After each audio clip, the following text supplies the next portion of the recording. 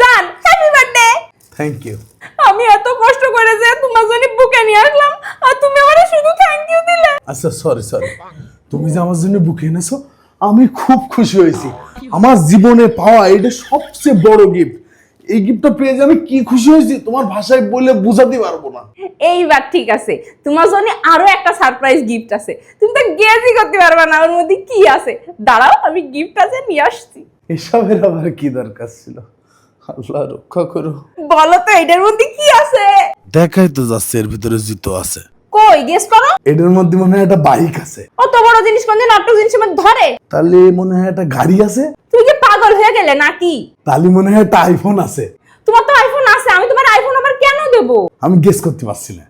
আরে পাগল, ওর মধ্যে একটা জুতো আছে। ও মা তাই? হ্যাঁ, এখানেই শেষ না, চলো কেক কাটতে হবে। ঠিক আছে তুমি যাও, আমি চেঞ্জ করে আসি। চেঞ্জ করবা মানে? তোমার সাথে ম্যাচিং করে আমি জামা কাপড় পরে আইছি আর এখন তুমি চেঞ্জ করবা?